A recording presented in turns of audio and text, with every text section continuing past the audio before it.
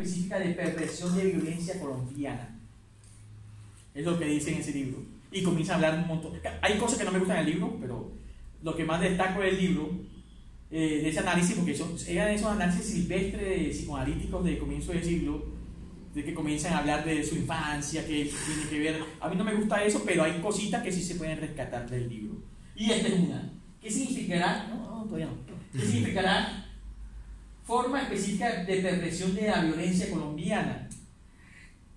Laureano Gómez usaba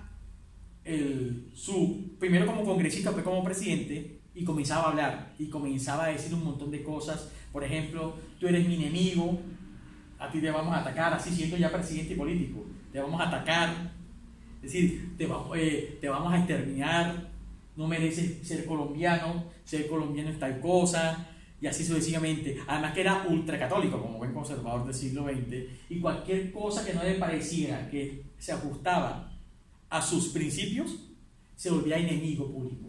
Además que usaba los micrófonos para decirlo. Tal persona está haciendo cosas que no se deben hacer, van contra los principios morales católicos de un colombiano, y por eso ese no es un colombiano. Hay que exterminarlo o sacarlo de acá. Ese era Laureano Gómez. Entonces yo creo que ese libro precisamente va a mostrar, si con sido un resentido, es mostrar que la política en Colombia, desde principios de siglo, incluso su historia política, es una historia de resentimiento, pero yo más bien lo llamaría una historia de odios, que es un tema que yo creo que en psicología política hay que trabajar mucho. Es más, parte de mi trabajo para pasado mañana en psicoanálisis y política es hablar del odio. El odio, cómo se ha configurado y constituido en nuestros países latinoamericanos. Yo sé que en otros países también, pero cómo se ha configurado en estos países, y en el caso específico en Colombia. Por ejemplo, el discurso de Álvaro Uribe Vélez, el presidente colombiano, también es un discurso de odio. Siempre está diciendo que los que no están conmigo están contra mí, son mis enemigos, la guerrilla hay que terminarla, pero también hay que terminar un montón de gente. Más o menos ese es el mensaje, para hacer un país decente. Además, eso mezclado con ideas conservadoras, que la familia es padre, madre, hijo, ideas religiosas también, bueno, y todas esas cosas que se van mezclando en ese discurso para atacar cualquier diferencia. Algo así. Yo creo que el odio ha sido la justificación para atacar esas diferencias. Tem uma explicação um pouco desse sentimento de ódio no país? ¿De otros países? No seu. ¿De otros países? ¿Del odio? Yo creo que en toda Latinoamérica se ha presentado ese odio. En Perú también fue una historia larga de odios, los seguimientos que he hecho. En Argentina hay un discurso en los últimos 20 años, 30 años, aunque eso tiene otra historia, pero que también uno puede rastrear el odio. En Brasil yo creo que mucho. Yo, lo poquito que he ido ya conociendo de Brasil, también ayer estaba escuchando a los candidatos presidenciales y todavía hay algo de eso. Me encantó que iba a votar en Bolsonaro. Bolsonaro es la representación del odio. Con su discurso. Está contento con hablar el nombre de Bolsonaro. Una sonrisa larga, ¿no? No, a mí. Bolsonaro otra vez. Bolsonaro. Listo, ¿no? No, es que a mí me llama la atención estos personajes, cómo surgen. Estaba triste en el debate porque no estaba Bolsonaro. Tuvo que meter en mi móvil un video en YouTube para que pudiera escuchar Bolsonaro. ¿Pueden creer esto? Yo creo que Bolsonaro, como Trump, yo sé que hay diferencia entre los discursos, pero sí representan algo muy importante. Representan los imaginarios colectivos de mucha gente. Sí. Ellos lo que hacen es capitalizar ese discurso. Y claro, y además que se hablan duros, fuertes, seguros, es que y claro, la gente como que se admira. Yo creo que ese capital político hay que analizarlo. La gente por algo vota por ellos. Es decir, el discurso de Álvaro Uribe Vélez en Colombia también, el de Fujimori en Perú, el discurso, incluso el mismo discurso de Chávez, ya viendo, yo sé que es otra orilla política, pero son discursos como que atraen, son convincentes, son discursos seguros. El eslogan de Álvaro Uribe Vélez durante todos 8 años todavía lo sigue diciendo es seguridad. Lo mismo que escuché ayer a Bolsonaro, lo mismo que escuché a Akin, también seguridad. Y la gente con los miedos que tiene, el odio, miedo y seguridad. Es como que las tres cosas están ahí entrelazadas.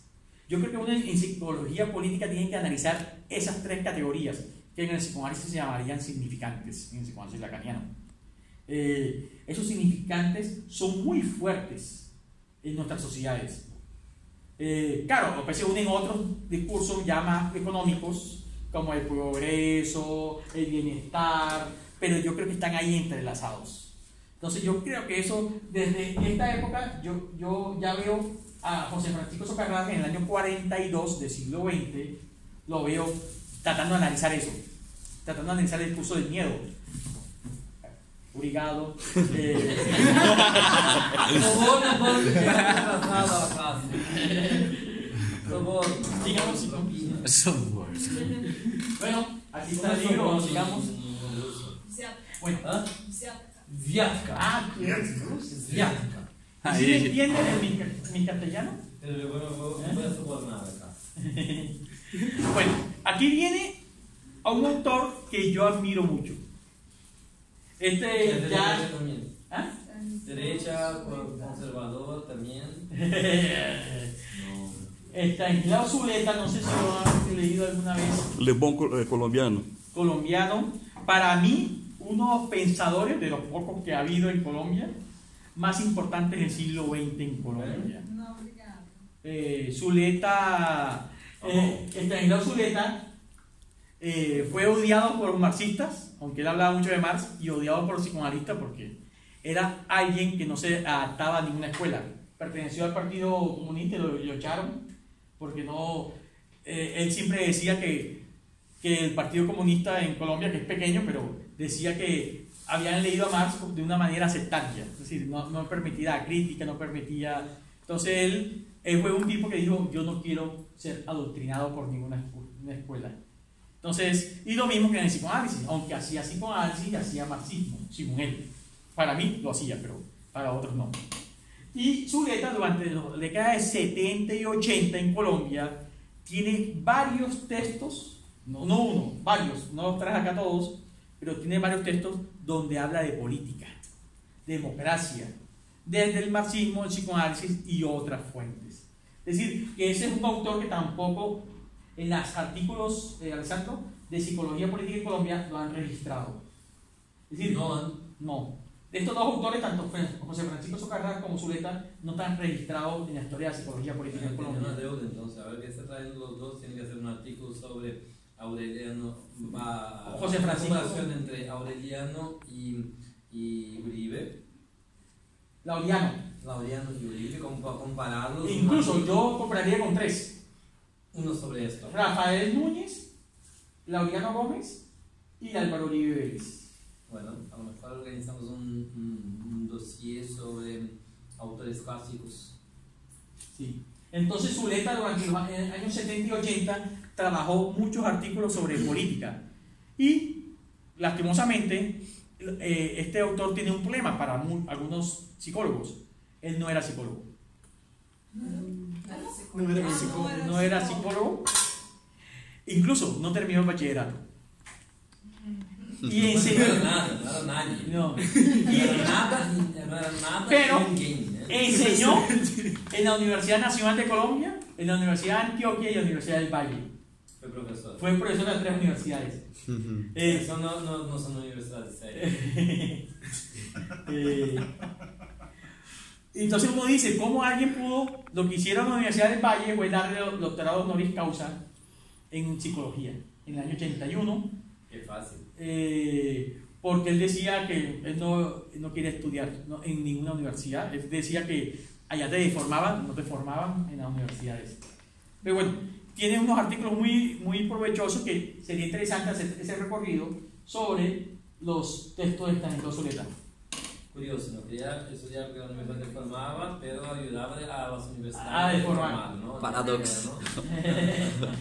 Bueno, aquí hay un artículo precisamente en los años 80 que se llama La violencia política en Colombia, Estanislao Zuleta. Un clásico. Sí. Entonces, yo creo que aquí está un ejemplo. Él incluso fue asesor de la presidencia con los diálogos en la FARC en los años 80, cuando esos diálogos también se disolvieron. Y a raíz de, eso, de ese rompimiento de diálogo en los años 80, 85, 86, fue que fue el exterminio del partido político de la FARC, que fue la UP, la Unión Patriótica, que en menos de 10 años mataron a 3.500 militantes. Todos estão entrando bem ou está muito rápido falando? A gente está entrando no ritmo dele. Fala rápido, mas a gente está entrando no ritmo. Como hoy en día, en los últimos 3 años, de 2015 a 2018, han matado a 500 líderes sociales en Colombia. Y De que, em que período? Agora. 500 llevan. Y después, en este año ya son más de 300. Este año, de 2018. Desde que se firmaron los tratados ahora. Y muchos son, muchos, no se tienen datos exactos, pero lo que han investigado, muchos son perpetrados o cometidos por fuerza de Estado. Entonces yo creo que estos autores y estos conocimientos pueden servir para repensar nuevamente qué hacemos nosotros los psicólogos o los principales profesionales en ciencias sociales para tratar de pensar la violencia en Colombia, pensar qué hacemos, cómo tratamos de que eso no sea tan terrible, hacer política, la política en Colombia, que todavía sigue siendo como que un lugar donde no se puede hacer una política sin eliminar al otro, sin exterminar al otro, sin odiar al otro. Con esos 2 artículos que acabamos de decir. Y yo creo que hay que introducirlos en la historia de la psicología política en Colombia también, para seguir pensando cómo se puede construir saberes, conocimientos y prácticas que permitan pensar la psicología política en Colombia y en toda la región latinoamericana. Entonces, sigue. Estanislao Zuleta tenía una frase que decía: la política precisa del psicoanálisis, y el psicoanálisis no puede ser un problema clínico individual. Eso lo pensaba Zuleta en los años 70, ya pensaba eso. Es decir, él decía que el psicoanálisis tiene que ser una herramienta de política, para pensar los problemas políticos, no solamente problemas clínicos individuales. Yo quiero aclarar, yo hago clínica individual, pero también trato de pensar, también de hacer una psicología política y social.